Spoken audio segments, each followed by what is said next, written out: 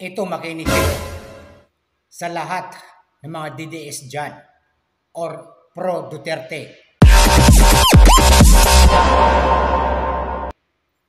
Ito ay para sa inyo, para sa ikakabuti ng ating bayan, para mapanatili ang peace and order sa ating bayan. Sa Pilipinas yan mga kaibigan, makinig kayo. Ito ang dapat niyong gawin. Ngayong darating na halalan, nasa inyo nakasalalay kung sinong iboboto niyo at uupo at mananalo. Makinig kayong mabuti. Ang lahat po ng ginagawa niyo o ginagawa natin, mag-rally dyan sa EDSA, kahit saan man, sa sulok ng Pilipinas, sa Mindanao, Luzon, Visayas, ay hindi po yan kailangan. Mag-rally kayo para sa ipakita ang suporta natin o suportan nyo kay PRRD. Hindi po yan nakakatulong. Nagpapagulo lang po yan. Alam na natin, pinapakita yung suporta natin kay former President Tatay Digong, pero hindi po yan ang basihan. Hindi po yan ang dahilan. Ngayon darating na halalan, ipakita nyo kung sinong iboboto nyo, kung gusto nyo maging 12-0, alam nyo kung sinong iboboto nyo. Pero bakit nagtatanong kayo, bakit siya pa? Ganito lang ang gagawin natin mga kaibigan. Iboto nyo sa darating na halalan yung nararapat. Yung alam nyo makakabuti, makakatulong, iangat ang ekonomiya ng Pilipinas, ang taong bayan, hindi yung self-interest lang. Alam nyo, political dynasty. Alam nyo nang hindi makakatulong sa taong bayan, sa bansa natin, ay niluluklok niyo, binubuto niyo sa eleksyon. So, ang pagkakamali natin mga kaibigan ay wala sa binuto niyo. Nasa inyo po yan. Nasa atin, mga butante. Kung gusto niyo manalo, or nabibili ang pera, ang dignidad niyo, dahil binigyan ka ng 5,000, ibubuto mo siya, kaibigan, mag-isip ka. Binibinta mo yung dignidad mo. Alam natin ang mga Pilipino, hospitality, mababait tayo, matulungin. Pero piliin natin yung makakatulong sa taong bayan. Yung iangat niya ang ekonomiya ng Pilipinas. Hindi yung self-interest lang ang iniisip nila. Kapakanan ng pamilya nila. Paano nila magkamkam? Paano sila magkamkam ng pera ng taong bayan? Maging wise tayo. Vote wisely. Maging matalino tayo sa pagpili ng mga kandidato na iluluklok natin ngayong darating na halalan.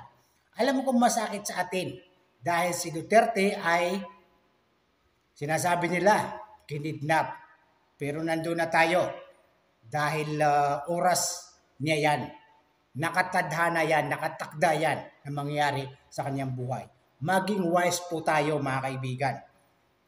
Alam ko matatalino ang mga Pilipino. Pero hindi niyo ba naisip ilang taon na ang nakakaraan? Dekada na. Ilang bisis na ang kayong bumoto. Ilang presidente na ang dumaan. Ganun pa rin ang takbo ng buhay niyo. Takbo ng Pilipinas. Puro self-interest lang ang iniisip nila. Pag nakuha na yung gusto nila, ang pangako ay napapako. Bakit? Ilang bisis na dumaan ang pagka-presidente sa Pilipinas. Marami na. Tandaan nyo, ang Manila Bay, napayos ba? Maliban lang kay Tatay Digong. So mag-isip kayo mga kaibigan, ngayon darating na halalan, mag-isip kayo. Isulat nyo na kung sinong iboboto nyo na karapat-dapat. Maging wise po tayo kasi tayo rin ang nawawalan. Huwag kayong umasa sa mga pangako ng mga kandidato na napapako lang. Tingnan nyo yung karakteristik ng bawat kandidato. Nakakatulong ba sa taong bayan? Si Digong naging tahimik. Ang Pilipinas, nawala yung mga siga-sigaan. Ngayon, bumalik. So, maging wise tayo mga kaibigan. Yan lang masasabi ko nga sa inyo. Maging wise po kayo sa darating na halalan. Matatalino tayo mga Pilipino. Piliin niyo po yung iboboto niyo na alam niyong makakatulong sa inyo. Nasa inyo. Yan. Bakit binubuto niyo ang isang tao na hindi naman nararapat? Sa inyo rin. Nanggagaling yan. Kaya naluklok sa pwesto niya dahil sa inyo. Matalino kayo. Maging wise tayo mga kaibigan. Hindi kung sino-sino na lang iluluklok niyo. Pagdating ng panahon, pagsisisihan mo dahil hindi binigay o iba yung daan niya. Hindi natuwid. So ganun mga kaibigan, maipapayo ko sa inyo, alam kong matatalino ang mga Pilipino. Kasi ang politics ay pinakamaruming trabaho. Puro pangako yan. Wala. Kakamkam lang ng pira yan ng aba ng Pilipinas kung sino manalo. So bakit ikaw ba?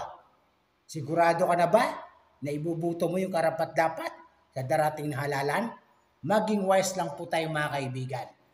Dahil iyon po ay makakatulong sa atin sa kapakanan ng taong bayan. Paano iangat ang kabuhayan ng mamamayang Pilipino? Hindi yung self-interest lang iniisip ng mga kandidato. Siraan ng siraan. Yan dyan lang magagaling ang mga kandidato. Manira ng kapwa niyang Pilipino.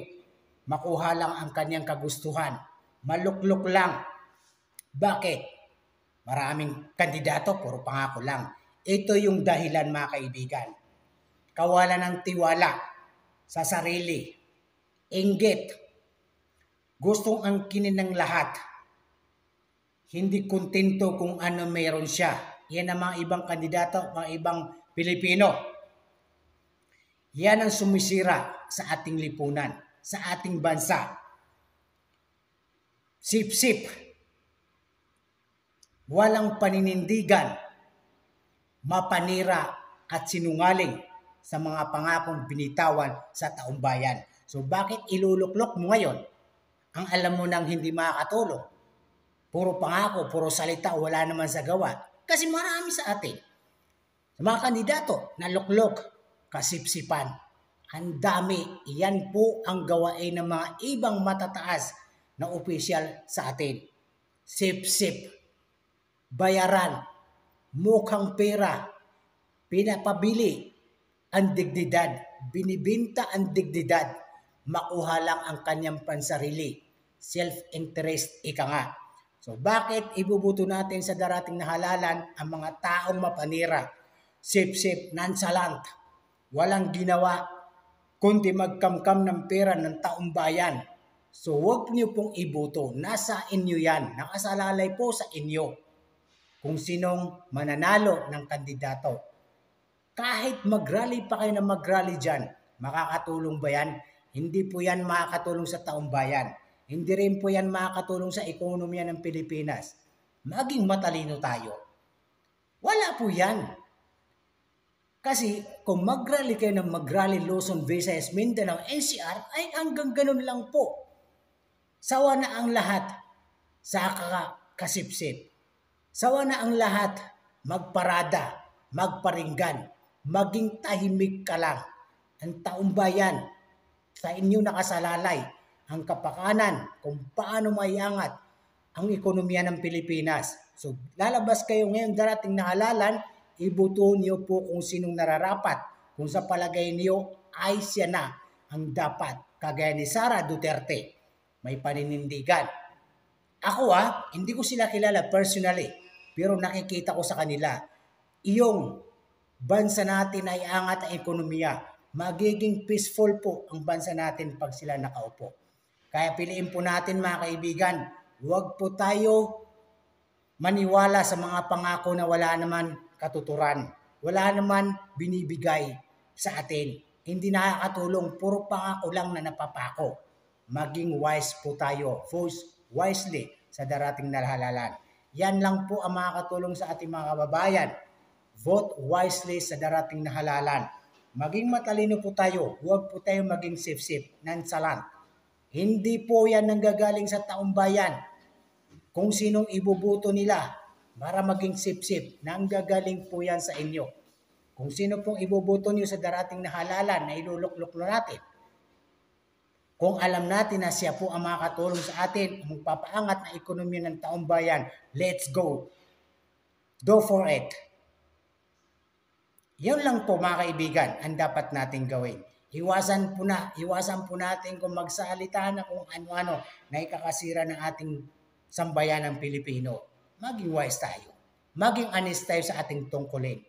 Hindi yung nagbibili yung dignidad mo. Nabibili ng pera.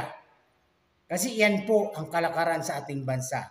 Nabibili ang dignidad ng bawat Pilipino. Hindi po yan makakatulong sa atin. Kaya inuulit ko ulit mga kaibigan, ngayong darating na halalan, lumabas kayo, piliin niyo yung taong karapat-dapat na alam niyo magpapaangat sa ekonomiya ng ating bansa. Yan lang po mga kaibigan. Maraming salamat. Please share this video kung nagustuhan mo.